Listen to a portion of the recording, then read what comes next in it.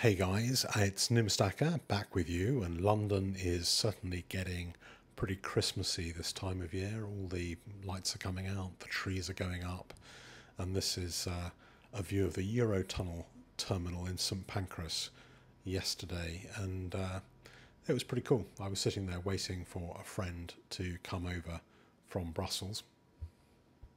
And the day before was also filled with fun and sheep, and it was the day that I became a Freeman of the City of London and made my declaration to the Chamberlain's Court.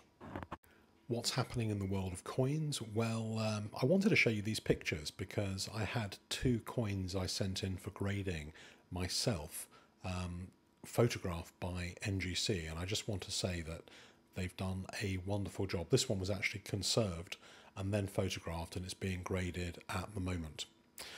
Lots of other stuff happening. Here's one of the lots that has been entered for the coin cabinet auction in December on the 29th, so watch out for that. I've actually got together with the coin cabinet and a few of my contacts, and we've put in loads of amazing coins for the 0% buyers premium auction by the coin cabinet. It is on the 29th of September. There is a coin cabinet app if you want to follow the collection and follow the auction, also on the coin cabinet website. But there's some great modern and older coins in that auction, and a lot of them have been put in by Numismatics and our group, and you should definitely have a look at those and hopefully make some bids for them on the coin cabinet auction. It's a great time for an auction between Christmas and New Year. Everyone's going to be in festive spirit, celebrating the holiday season. A lot of people are going to be off work. It's on a Sunday, so if you want something to do on Sunday, then join and take a look at the coin cabinet auction. This particular lot is a really nice full set 1902 proofs in what looks to be a kind of an original box with a really cute little tie that ties it up. I really like that, and the coins are absolutely lovely, I think. And talking about coin cabinet auctions, here is a coin that arrived from the coin cabinet, and this was a coin that was picked up by me at the last coin cabinet auction. And I wanted you to take a look at this. There's always a nice assortment of stamps on packages from the coin cabinet. It's always nice to see a good assortment of stamps, and it doesn't look like any of these stamps have actually even been used, so I guess they could be even used again because the post office didn't cancel them when they processed the envelope. So let's have a look and see what's inside, because what's inside is pretty special. At least I'm hoping that it's pretty special. So this is a coin. I bought one coin at the coin cabinet auction for my collection, and the coin that I bought was a half sovereign graded by PCGS as 1825, and I thought this coin should be pretty amazing. And if you look at it, it's in an MS64 holder, but it actually has a really fresh mint look to it. Tons of luster, pretty proof-like on the obverse, and tons and tons of mint luster on the reverse. I think this is one of the nicest coins of its type I've seen. It probably looks to me to be even a 65, but it may be that there were one or two many bag marks on it to get it into a 65 holder, but it's certainly a really nice coin. I think it pretty much, you know, if I was a grading company, I would have given this maybe a PL grade or maybe a star. I think this is a really super coin. I mean, just look at the detail in that. It's basically exactly the same as the day that it was minted, and somebody put it away and treasured it all these years. And it's got one or two bag marks on it where it was in a bag of other coins, but basically no wear at all on it. And you really rarely see something like this, and I'm really pleased to have this in my collection. So what do you guys think of this one? I think the pattern on it is one that it was only in existence, I think, 1924 and 1925. So it's a pretty unusual pattern, and is one of those kind of coins that a lot of half-sovereign type collectors look for. 1825 was also a transition year, and you can see the portrait is the one with the kind of Romanesque laurel wreath, and he really didn't like that portrait. He changed it just after that. In 1825, some sovereigns were produced with that portrait, and some were produced with the new portrait, because he thought he looked way too fat, and he wanted a portrait that was more flattering to him. So this is certainly really nice example of the one with the slightly earlier portrait that was used from what, about 1820 onwards, 1821. Really, really nice. And look at the detail in that coin. You know, it's got a few bag marks, a few little things from, you know, I'm not quite sure what that little blotch is on the left-hand side, but it doesn't seem to detract from the coin that much. But all of the lettering is just so crisp and so without wear. You know, what a great example. Now, it's really nice getting a coin which is this kind of quality, because you can really see what the design was meant to be in really great detail, and really enjoy it. So I'm really happy with that one, and that will certainly join my kind of core collection, and not be sold or traded, unless I find one that's maybe better, but that seems pretty unlikely. So there you have it. That's the first part of this video, is this beautiful coin from 1825. When you're spending your hard-earned cash on a coin from the Royal Mint, quality is absolutely critical, and that's why you should be buying your next modern coin from the Coin Connection. Use special code Bonnie at checkout for 2% off all of your purchases.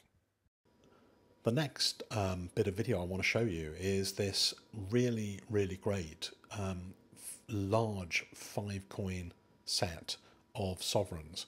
And these are a pretty expensive purchase from the Royal Mint. Their premiums have gone up on these kind of coins recently, and this is the latest set of sovereigns. Why do people buy these large sovereign sets from the Mint? And I think that's kind of easy to say if you've got the money or the credit, or you're aiming for, you know, a collection of sovereigns. Buying this kind of set does make a lot of sense. It's not for everybody, but buying the larger sets, which contain the 5 sovereign proof gold piece, can be quite shrewd, but it really depends on how long you're going to keep these things for, and what happens to the market. But you do get a beautifully presented set of coins, and of course generally the £5 the 5 sovereign gold piece which is in these sets is the one which is the lowest mintage, and usually not available in any other type of set.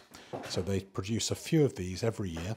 2020 was a fairly low mintage year for these coins, because they've been reducing the mintage gradually from 2017 to 2020, because they only really ramp up the mintage a little bit when they have a very special year, and this one is a kind of standardish year really, although there is a privy mark on this which is celebrating George the III.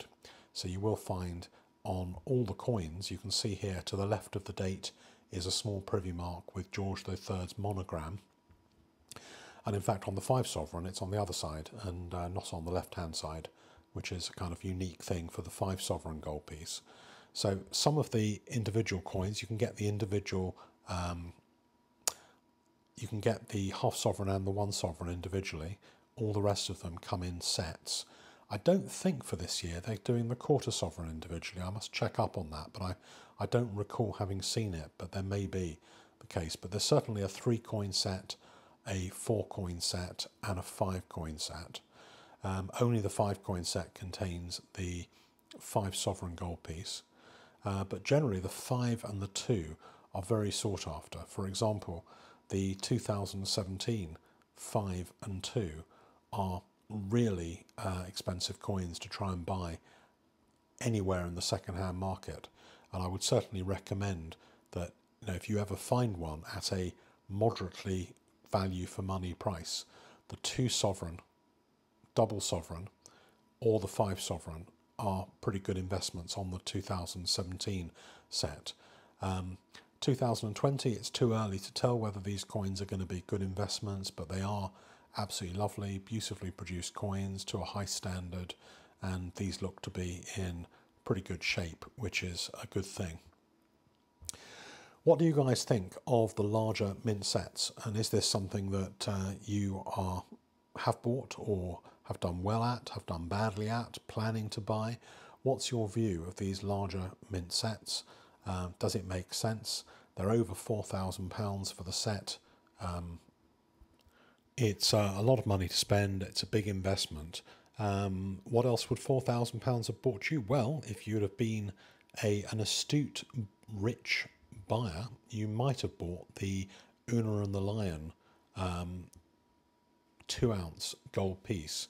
225 of those were minted. They sold out very quickly, and there have been sales in the secondary market for over £10,000 for that coin in its first week, even though they haven't been delivered yet by the Royal Mint.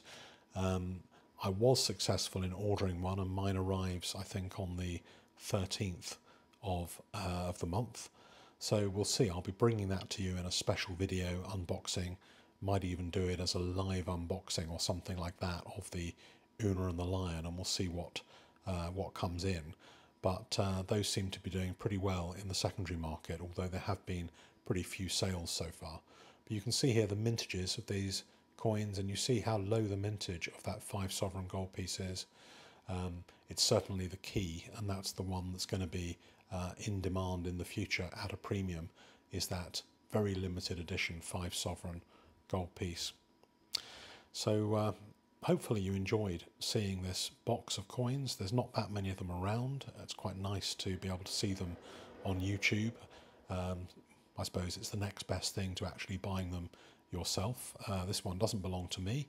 I have hastened to say it came in for grading, and the coins have been sent to NGC for grading, and should be back fairly soon, enabling you to see the result of the grading on these coins. Touch wood, hopefully they all come back as straight 70s. So I hope you enjoyed the video today. If you haven't subscribed, there's still quite a number of people that watch these videos irregularly, haven't subscribed. Please click on subscribe and press the little bell that says that YouTube should notify you when there's something new and exciting on the Numismatics channel.